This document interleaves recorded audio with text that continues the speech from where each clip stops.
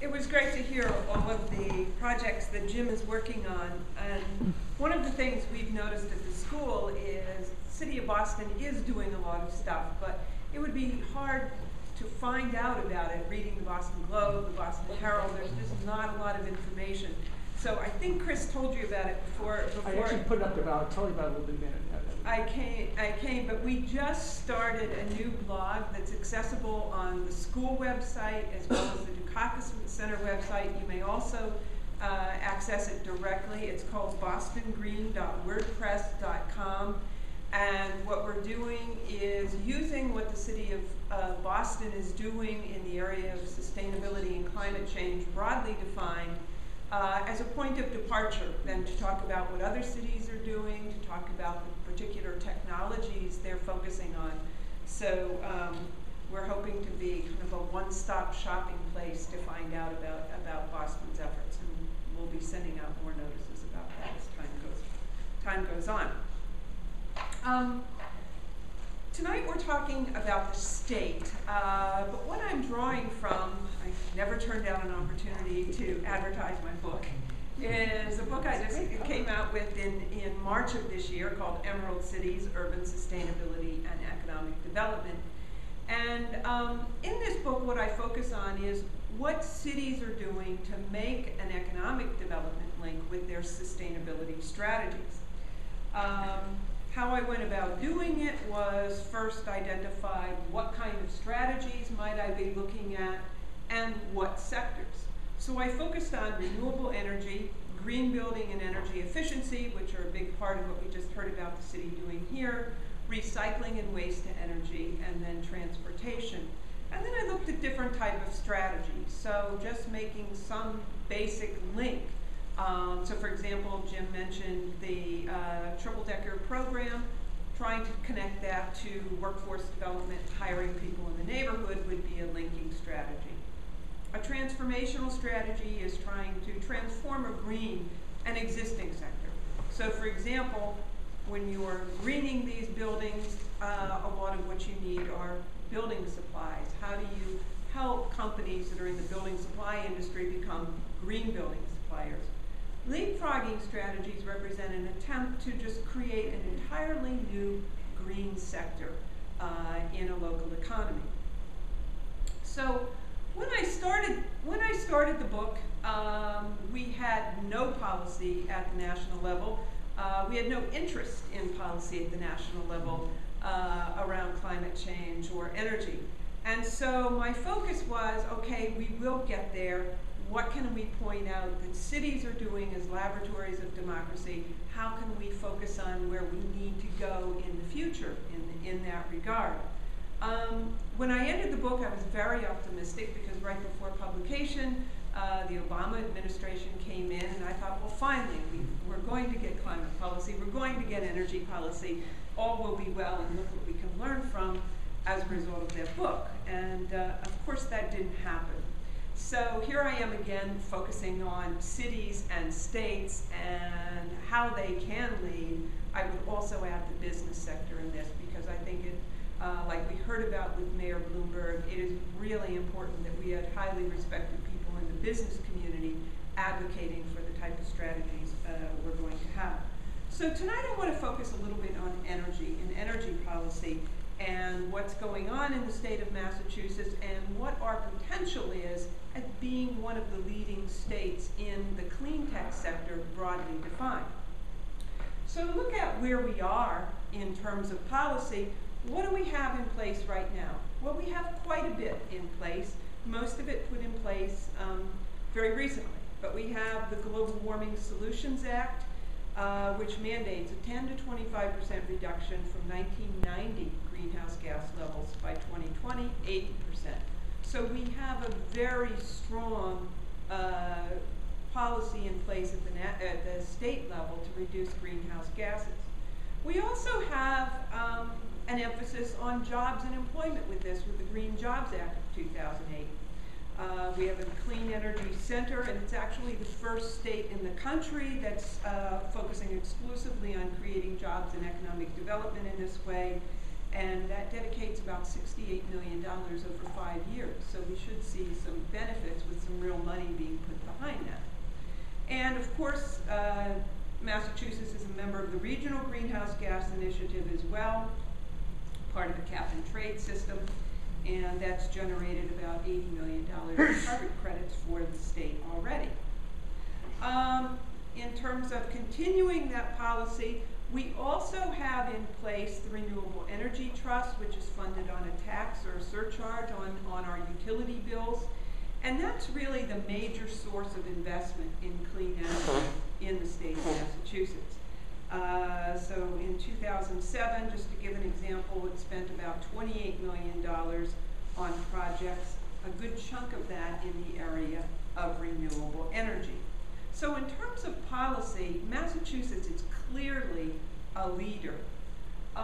Looking here in terms of, well, what does that mean? Where does that put us in terms of what's actually in place? Well, Massachusetts is second only to California in venture capital investment in clean technologies, 356 million. So this is considerably more than the state is putting in even. And if we look at it since 2005, it's been 1.8 billion. So a very impressive amount of venture capital going into the state. And of course, we have top research universities, MIT being key in that area, but Northeastern also just received a major grant and is doing a lot of hiring in the area of renewable energy technology development.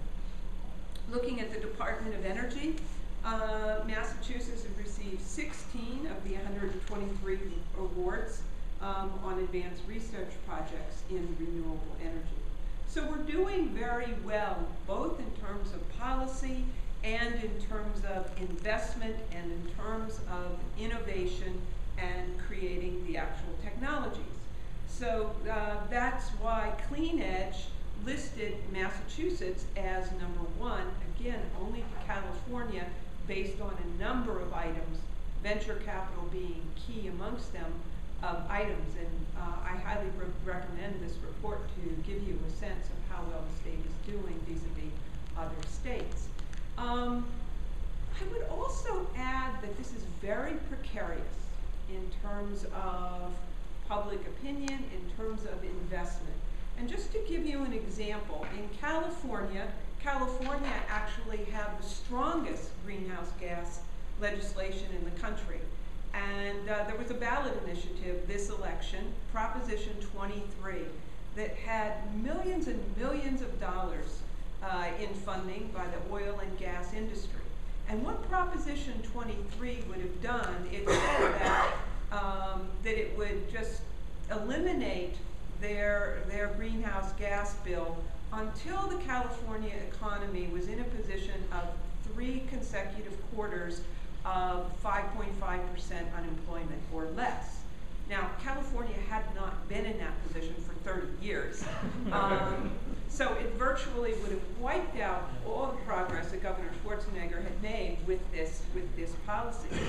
And despite all the investment, it passed, or didn't pass, and it was 59% of the people. So I think another thing in terms of there's a consciousness around the need to make these kind of investments in Massachusetts and California, but that kind of consciousness doesn't necessarily mean it will happen. So hopefully we'll continue on this path. So all of this to me, in a way, what I'm focusing on is how many jobs? What does it mean in terms of our economic development? Bob Poland at Policy Research Group at the University of Massachusetts in Amherst has done a lot of research on this. And so much of it depends on exactly how you define green jobs. And he broadly defines what we commonly call a clean energy cluster, as saying it supports 14,400 jobs in the state. So it's not a big number of jobs right now, which doesn't mean it isn't significant. What does it mean to say it supports this many jobs? Well, what is considered in this is not only the direct jobs that are present in the renewable energy sector, but also the indirect jobs, that is all of the firms that might supply those jobs, and then something that we call induced employment, and that means if you bring a certain number of new jobs, everyone who works for that company is sending their kids to school, buying groceries, and otherwise supporting jobs in the economy. So right now, it's not a big number specifically in employment, but there's certainly the potential for growing that enormously. So, one of the items that has gained a lot of publicity in Massachusetts recently is Evergreen Solar. And as we all know, Evergreen Solar has been facing financial struggles, and many are questioning whether the state should have put so much money in it. I think the total number ended up being about $72 million that the state invested in grants, low-cost loans, etc., to Evergreen. And Evergreen announced recently that it was moving a lot of its production to China. And so the question was, gee, did the state blow it? Should the state have provided so much subsidy to this company and then this company leaves? Now granted, some amount of the subsidy will stay. I weighed in on this question in an op-ed in the Boston Globe, and I'd like to elaborate on this because I think this is discussed as a state economic development question, but it actually goes a lot bigger. So the bigger question to me isn't, was that $72 million well spent? Should they have continued to give them more money after Evergreen made the decision?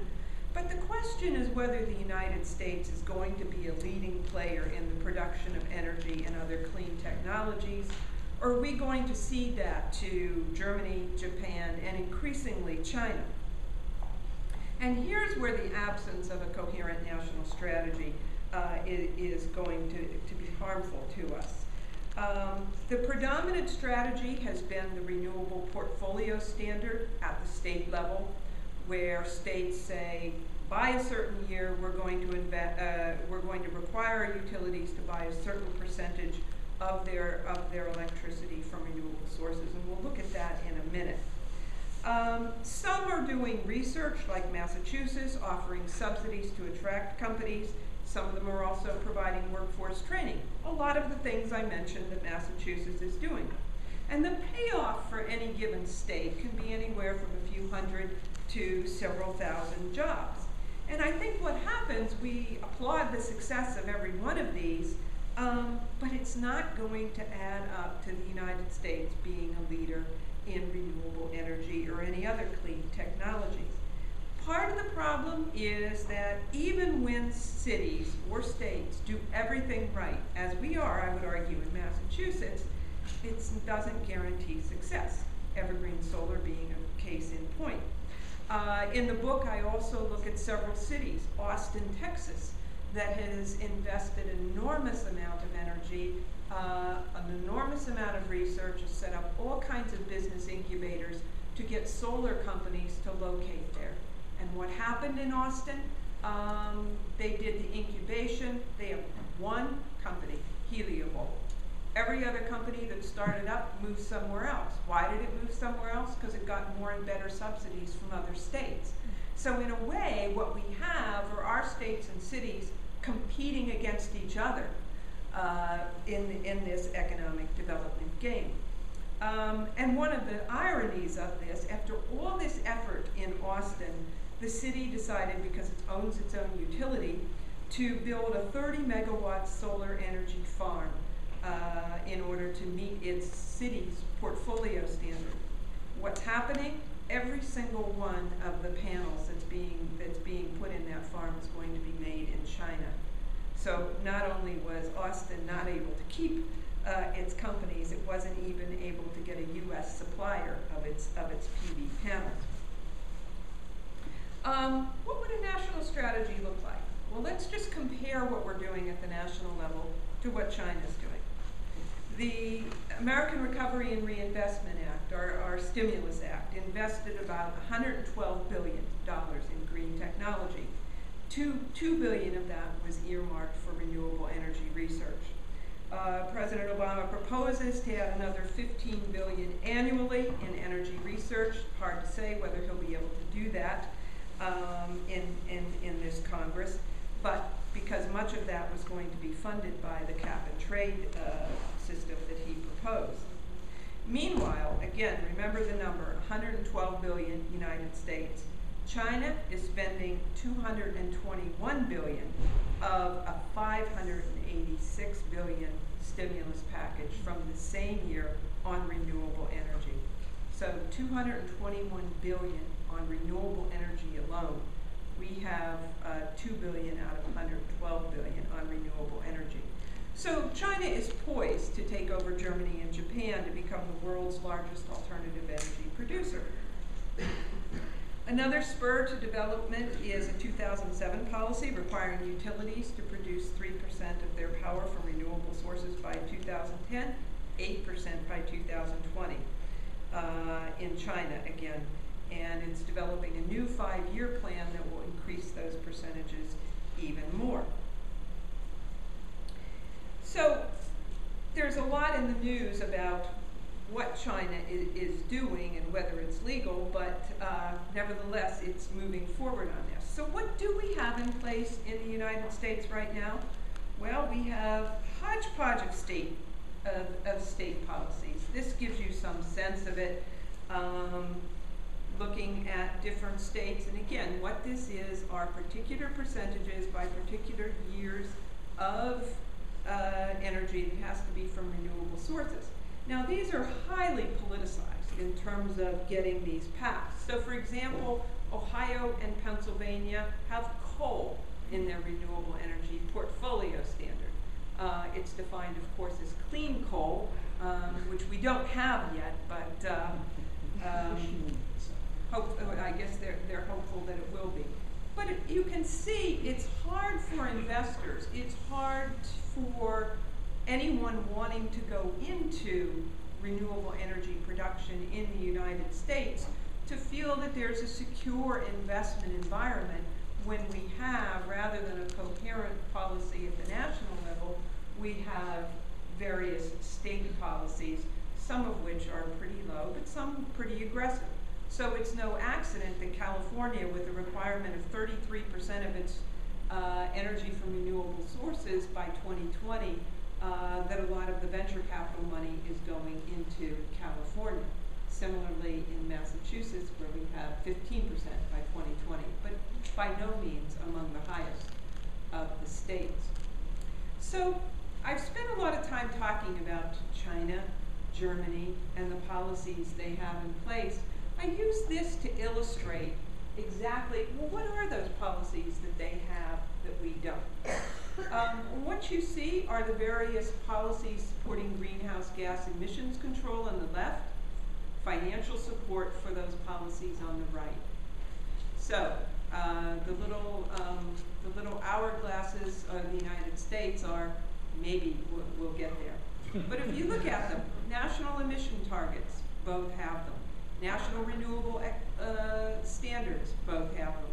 Long-term energy efficiency plan, feed-in tariff. A feed-in tariff is slightly different from a portfolio standard.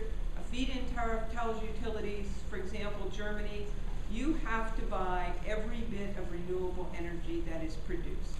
Not only do you have to buy it, you have to buy it at a set price that's higher than it actually costs. That will go down over time. But the idea of that is to create a stable investment environment so they can invest in these technologies so they can be comparable in price to fossil fuels. Next one, long-term government-based green bank to make these investments. Tax benefits we have. Unfortunately, what we had in terms of production tax credit was very unreliable. Congress would renew it on a year-to-year basis. What happened with TARP, the Democrats did sneak in an 8-year renewable continuation of it. So we do have a production tax credit for 8 years, which puts us in a better position than we have been. But again, you see funding programs, grid improvement plan. A lot of the renewable energy isn't going to do us much good if we don't have a better grid to get it to where it needs to be. We don't have that. So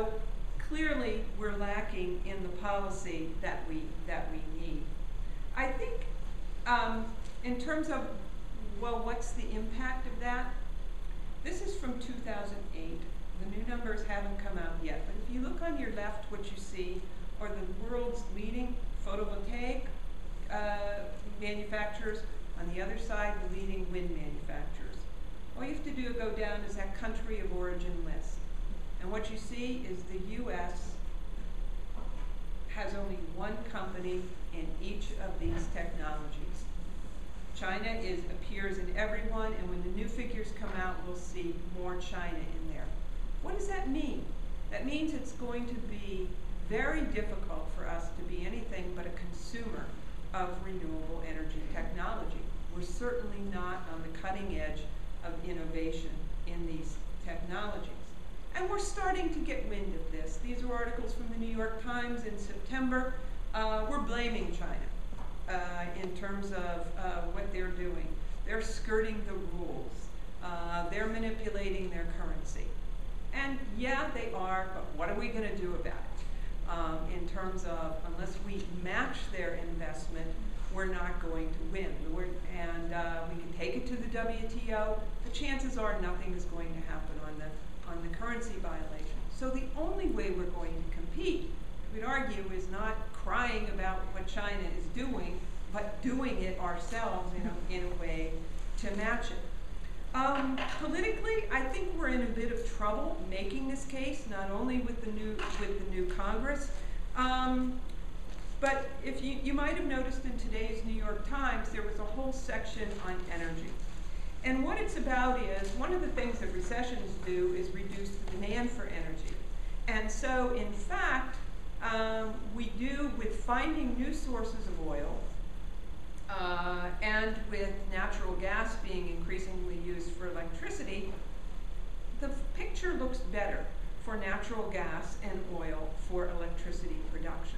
So we're going to be hearing a lot, as you're seeing already, in why should we pay these high prices for renewable energy when we have 20, 30 years supply of oil and natural gas?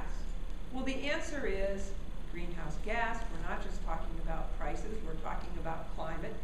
The other answer is this isn't a long-term solution, and we need to keep investing in that solution. So if I haven't depressed you enough, let me just go to my last slide.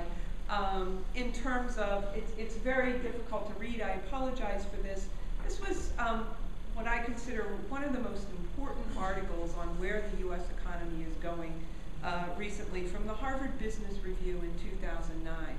So just in case you think our technological edge is falling only in renewable energy, there are categories of going, gone. In semiconductors, looking at already lost, at risk. Lighting, already lost, at risk. In the middle category, you can see energy storage and green energy, already lost. Leadership, lithium-ion batteries. A bunch of the new batteries that are going to be used in electric cars. Advanced rechargeable batteries. Crystalline and polycrystalline silicon solar cells, lost to China. So it's not a very encouraging picture unless the United States decides that we do want to support innovation. That's very important. But I would argue the next step in that is supporting the manufacturing of these products, because then you have continued grounds of innovation. So it's great to hear what the city is doing. It's great to hear what the state is doing. But we really do need a national policy if we're going to be a leader, not only in renewable